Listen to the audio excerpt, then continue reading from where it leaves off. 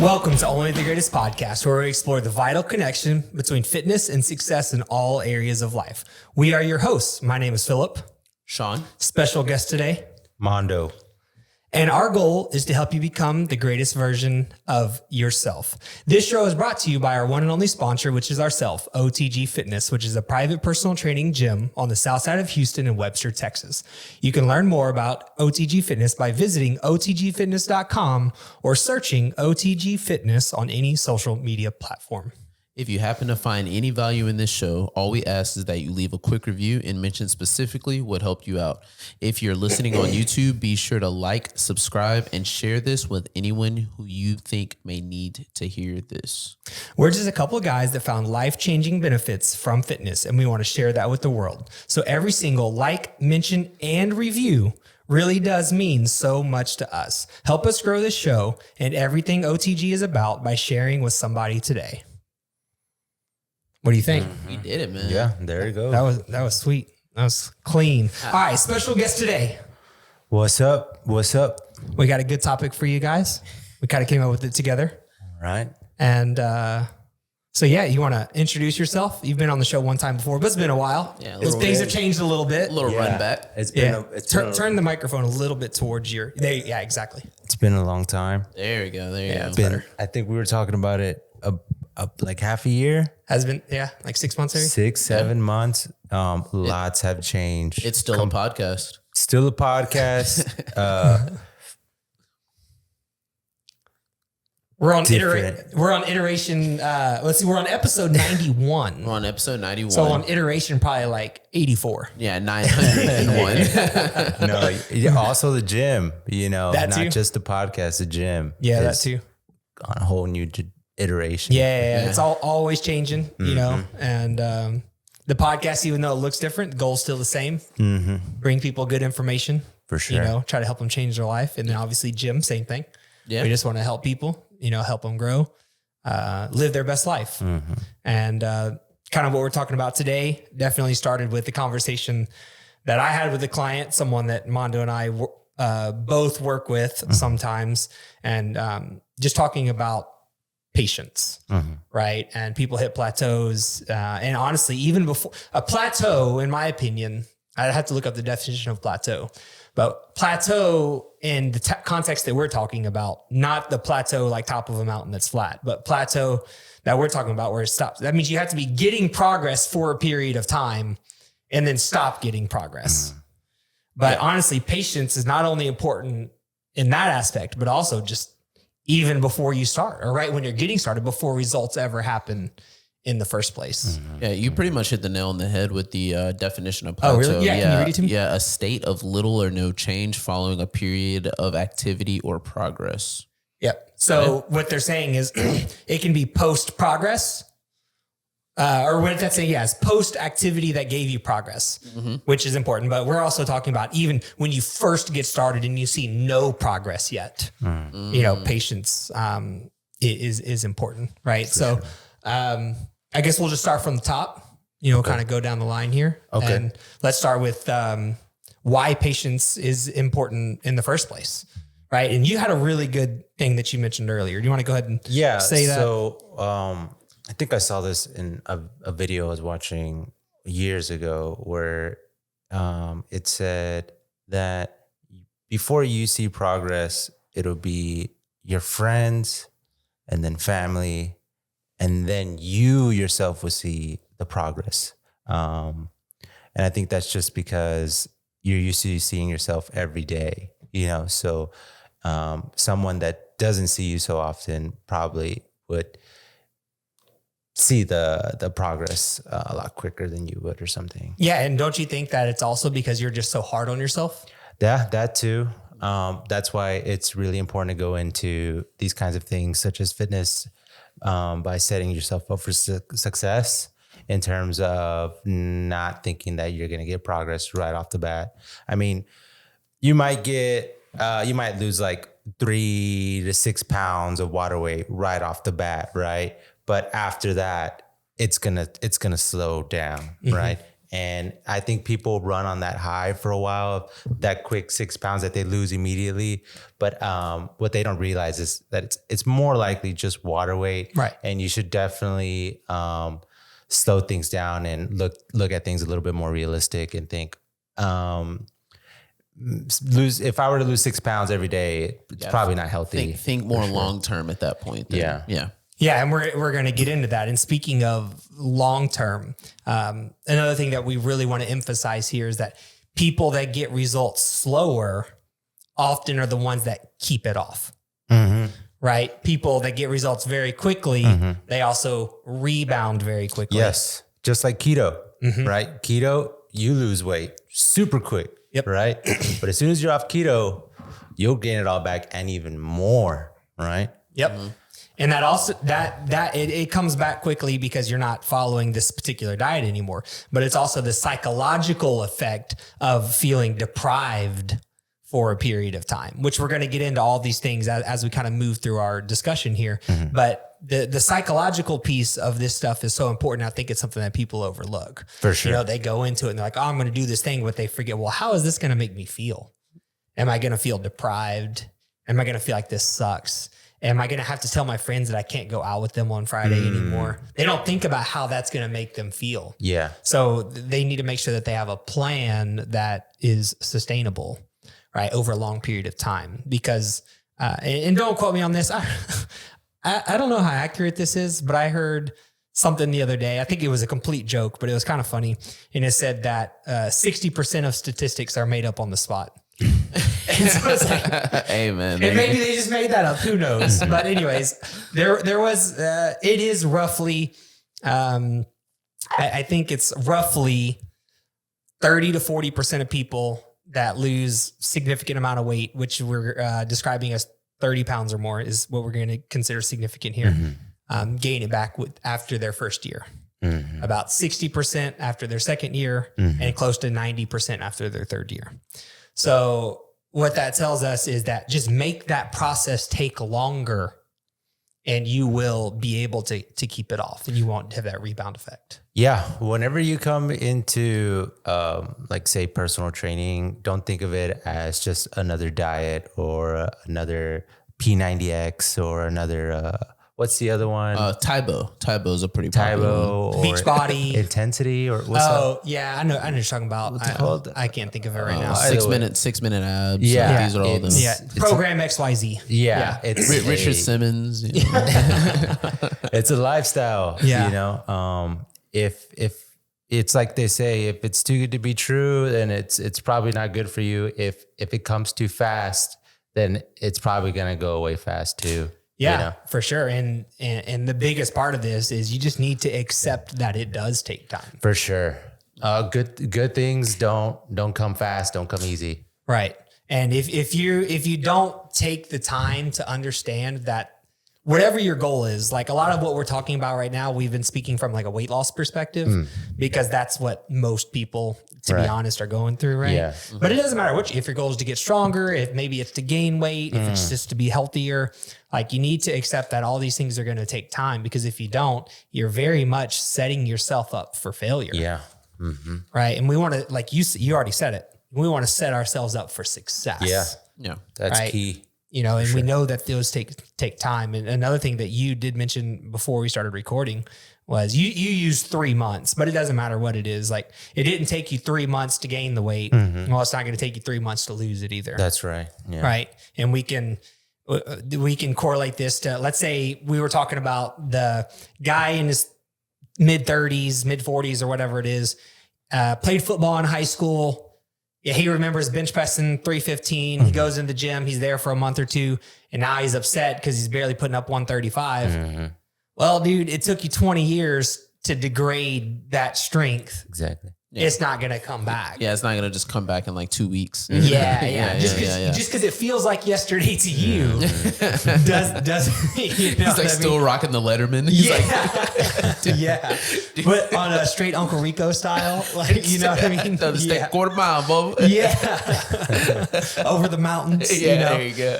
But so yeah, it doesn't matter if you're talking weight loss, you're talking strength, running, like we run, right? For sure.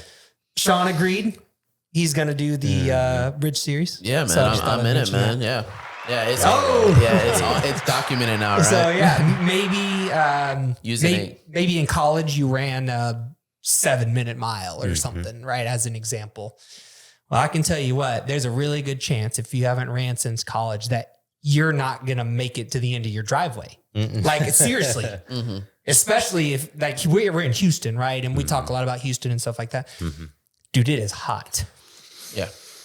It's not normal. Yeah, you're not making it very far. Multiple 100 degree days all week. Record-breaking days almost every day. Yeah, it's crazy. So you can't expect yourself to go out there and hit that 7-minute. It might take you, it'll probably take you more than a year. Yeah. Like how many clients do we talk to about that talk about maybe a little bit of running in their past or whatever, and they want to get back to it. And we kind of discuss with them, and then they come back the next week. They're like, hey, like I didn't even make it a minute without having to stop and walk. Almost every single one. Exactly. Yeah. And if you know that that's going to be the case, it's a whole lot easier than expecting that you're going to be able to do. Like a lot of people might say, I'll jog for half a mile and then I'll walk the other half, like as an example. Yeah. Even doing that is very difficult. If you haven't done it in a long time. That's what I mean. Definitely. If you haven't done it in a while, even that's hard. So the point is that it's going to take time, and you need, and what we're talking about here is the acceptance of that. Right. So I think that's just a really big thing. And then another point, kind of once you make that decision and you've accepted it for what it is, it's time to make sure that you're doing something you enjoy as well. If we were just talking about running, how many people hate running? A lot. I hate it. A lot of people hate it. The vast majority of people do not find the enjoyment in running. Then maybe that's not for you. Maybe it is, and you just don't know yet. And that's like a little caveat. I mean, we made a little caveat here that sometimes you have to do things you hate. For sure. Yeah. But you need to give it a chance. Right. But if you hate something constantly, you're probably not going to make it through the long run. Right. Sure. So let's get your input. Cause you mentioned earlier, you said that, I don't know if this is the best topic for me because I do it this way or that way. And you just mentioned, I hate running, but I do it anyway. So maybe tell us a little bit about your mindset and like how you make that work for you. So I'm a pretty impatient person personally. You know, when I first started working out and I wouldn't get these results, I would get very upset with myself, and I would kind of double down on myself and like say if I didn't run 5 miles like I usually do, tomorrow I'd be like, well, as a punishment, I'd make myself run that extra mile that next day, even though my body was still trying to catch up from the day before. You know, it's just it's not a sprint, you know, it's a marathon, like how a million of people have heard that saying before. It's just a matter of being patient with yourself, being kind with yourself, and setting yourself up for success, such as like, even how you said earlier, if you were to go, say you haven't ran for a very long time and you were about to start running, even going into the run saying, hey, you know what? I'm going to walk this amount, but I'm going to try to run this amount is a whole lot better than saying, I'm going to try to run like how I used to run 7 minutes a mile, right? Changing that mindset is definitely a lot healthier and a lot more progressive. I think the mindset part is very important because something that you said is being kind to yourself. Yeah. Well, you led with being really hard on yourself, but then you also mentioned how being kind to yourself is important. So what if, just hear me out here, what if we can mentally accept that being hard on ourselves is the kind thing to do? Is that how you feel? I'm not sure if I'm interpreting that right. But being hard on myself. Like if you're like, you know, have you ever heard the saying that your best friends tell you the truth, even though it sucks? Yeah. It's kind of the same thing that you're doing, that you know, you need to do this. So you've accepted that doing the hard thing is often the right thing. Is that kind of how you feel about it? It's just more of doing it in a healthy way. Mm-hmm. That's it. Obviously, it's like a child, right? You spank a child. I mean, I'm sure a lot of parents spank their children, right? But I mean, I got spanked all my life, and I just did say I got spanked for ding dong ditching the neighbor's house. Well, guess what? In the next week, I'd be out with my friends ding dong ditching again, right? But if it were to be done in a healthy way, like being sat down and talked to in a kind way, so you can like understand why that's not the right thing to do, then I probably wouldn't have done that next week, or I probably would have at least thought twice about it. Yeah. Same thing with like working out, right? Mm-hmm. Instead of punishing myself, like say I ate a cookie and then I run on the treadmill for 30 minutes. I can just sit down with myself and be like, hey, enjoy that cookie. You probably really wanted it. Next week, let's work on having one less cookie instead of punishing yourself by going on the treadmill. Man, I love that. That's so good. And it reminds me of something that I heard recently from Dr. Peter Attia was talking about how he went through some therapy, some mental health therapy. Mm-hmm. And he said one of the best pieces of advice that he got, which I've been trying my best to do for myself now as well. He was speaking about it from an anger management perspective, like lash outs, like lashing out at yourself, like calling yourself stupid, calling yourself an idiot and stuff like that. But it's directly comparable to what you just said. And what he said was, or what this particular doctor told him, trying to control his anger and his lash outs at himself, was pretend that whatever you just did that is wrong was your best friend. And you're talking to your best friend about how to handle it, not talking to yourself. Because it's very easy to punish yourself for the cookie. For sure. But what if it was your best friend who was on a weight loss journey and really wanted this, and they messed up a little bit and had a cookie? What would you say to them? That's a pretty good. Why do you treat yourself any different? Mm-hmm. Mm-hmm. Would you tell yourself you're an idiot? Yeah. Or would you tell your friend would you tell your friend they're an idiot? Would you tell your friend, hey, dude, you ate 3 cookies, hour and a half on the treadmill right now, go. Would you do that? No. Exactly. Yeah. So why do it to yourself? Yeah. Mm-hmm. And and what you just said is the exact same thing. I'm just putting it in different words. Yeah.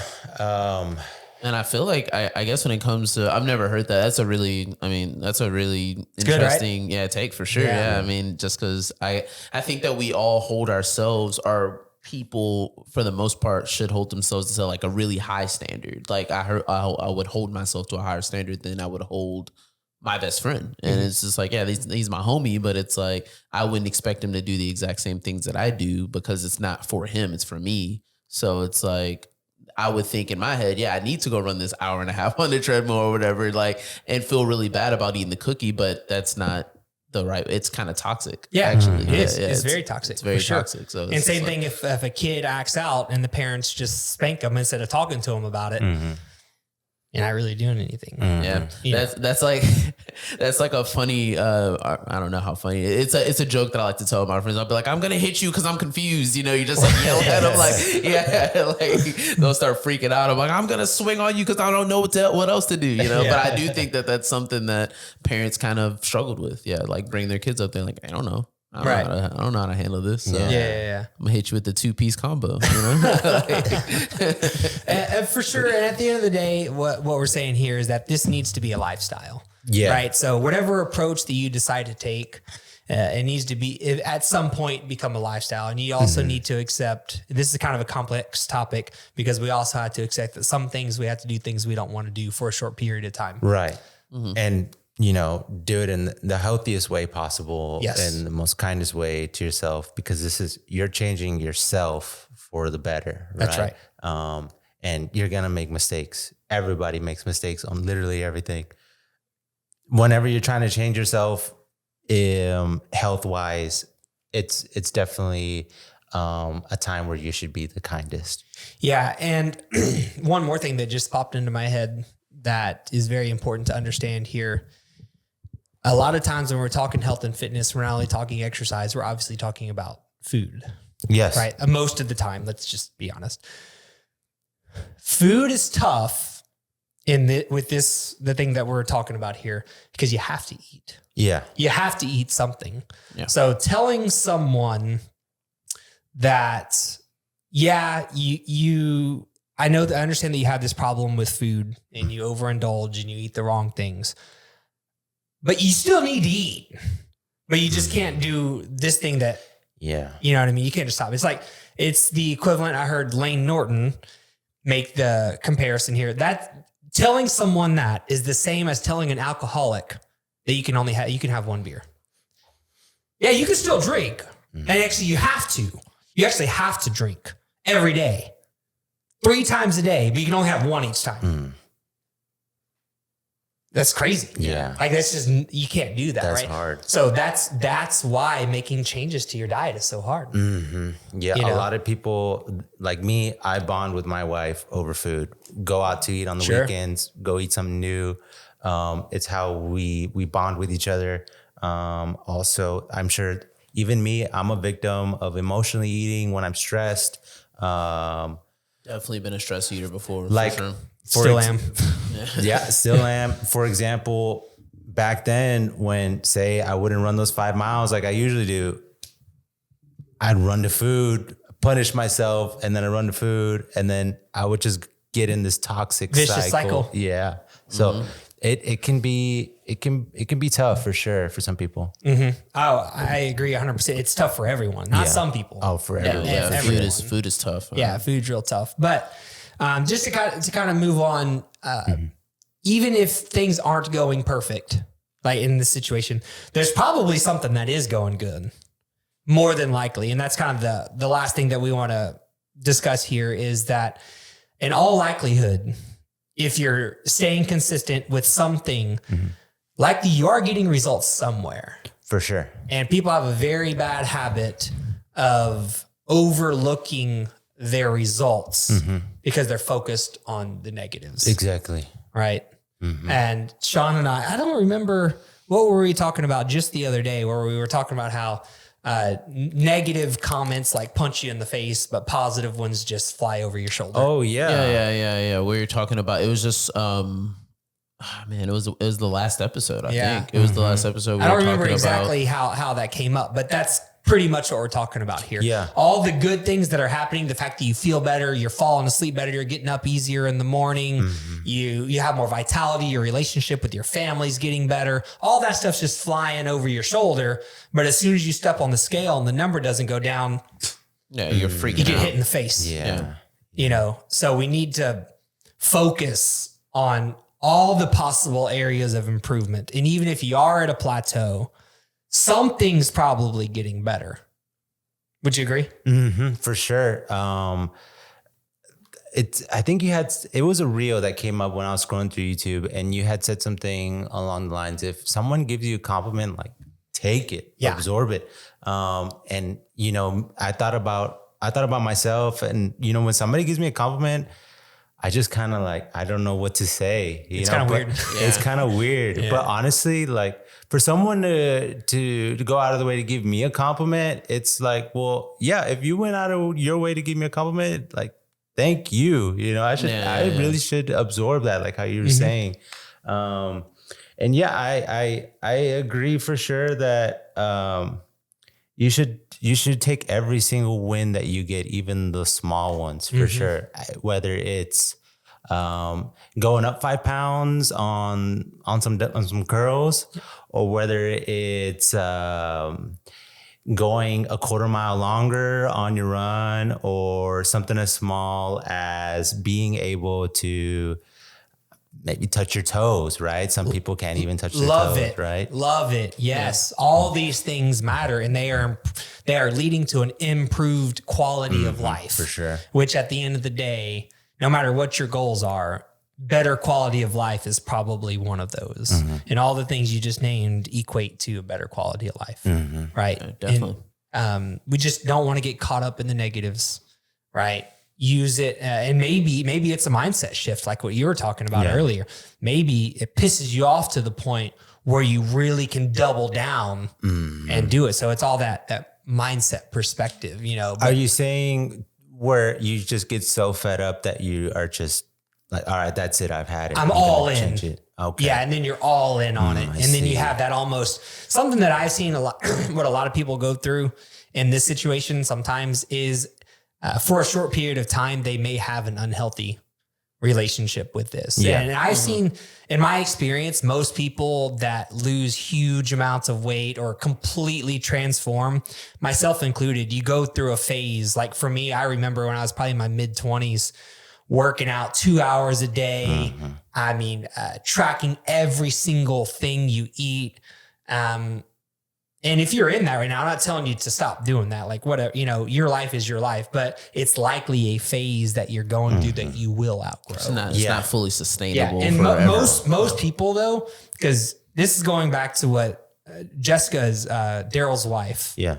She says that periods of high intensity help us find your middle ground later. Yes. And allow you to flip the switch when needed. Right. So a lot of times what I see with people that have major success is, let's say their life is here now. They want it to be over. The goal is like a nice sustainable lifestyle and they find that, but then they get so into it that they get to the other extreme.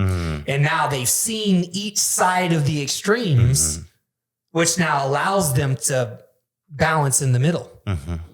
You know what I mean? Yeah. But you have to see both sides. Yeah, exactly. To know what the middle is. Exactly. Yeah. And that's kind of how you can change, turning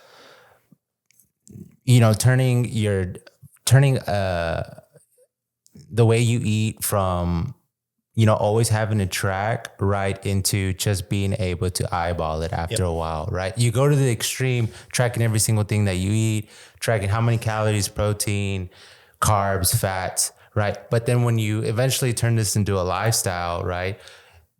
Then because you went to that extreme and you know what to look at, you know what you can't eat, you can kind of cut the extreme of calculating everything and just, be like, okay, well, I know what this ain't good for me. So I'm just going to scoot that over the side and bring this in. That's a little bit more. And then you ride in the middle. Yeah. For hopefully the rest of your life.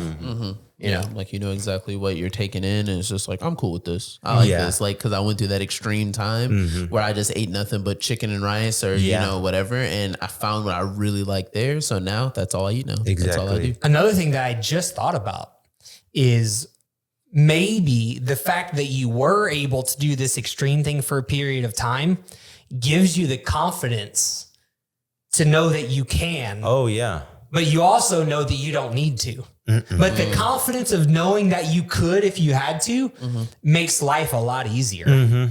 For sure. I mean, back before we ran that half marathon, I hadn't ran another half in like another year or two, but because I knew that I could, gave me the confidence to run that marathon with you guys, and I was able to keep up, you know what I mean? Yeah, because you knew you had it in the past. Exactly. You know you can flip the switch. Yes. As Jess would say. Yeah. But cool. All right, guys. I mean, I think that those are the major things. We covered, patience today and try to help people understand that patience is important in this game of trying to change your life, change your lifestyle, your health, your fitness. Just remember that you are likely the last person to see your own results. So accept that it is going to take time. Stay confident in yourself. It didn't take you a month to gain the weight. It's not going to take you a month to lose the weight either. It's going to take time. For sure. Make sure that you enjoy what you're doing, at least eventually, even if you have to do something you don't enjoy in the beginning for a little bit, because you are going to enjoy the results and it will eventually become a lifestyle. And then lastly, make sure that you're noticing progress in all areas. It's not just weight. It's not just strength. It's not just running. It's not just not eating the cookies. It's all the things. Right. So stay focused. Don't be too hard on yourself. Be kind to yourself. Know that it's going to take time and make sure that you're allowing compliments and progress. Make sure you're allowing yourself to accept them for what they are. Yeah. Probably the best thing that you could do for anybody out there that's dealing with patience is to have a good support system, right? Whether that's your family, your friends, or just working out with people that like to work out in your area or that have the same goals that you do. So that in case you're at a downtime where you're feeling bad and you're not losing weight, you're at a plateau, you have somebody to kind of rely on or talk to and be like, hey, well, I'm kind of going through the same thing. You know, maybe this is just A little phase. a little like phase, like you know, that. and even having somebody to talk to will help get you through that plateau. Yeah. And whether it's a friend, family member, a coach, a trainer. Exactly. Someone Whatever at it the is. gym, even. I mean, we have a good culture where even, you know, someone new at the gym, they'll jump into the semi-private and they'll be friends with whoever's in that semi-private and they'll kind of help each other. Yeah. Super important. We all, what do they say? Rising tide lifts all ships. Yeah, there you go. You know, yeah. one of those kinds of things. So, everyone's supporting everyone else. Get you a good support system for sure. yeah, I like that a lot. I think that's a great way to end this thing. So guys, remember those things. Make sure you like, subscribe. Share with everybody. Everyone needs to see it. Everyone needs to hear it. That's right. Anything else? Final words? Me and Sean just came out with a new workout video. Yeah. Me just training, messing around. So go watch that if you haven't seen it. We're also coming up with some recipes, a food video with a couple of protein recipes. So be on the lookout for that. Other than that, the gym is going great. We're working on some new things as well that is going to definitely level up. Yeah, and improve. it's gonna raise all ships because the tide's coming up. Yeah, so some exciting things are coming up for all of us. That's right. Yeah. All right, guys. Well, y'all have a great one. We'll see y'all on the next one. All right.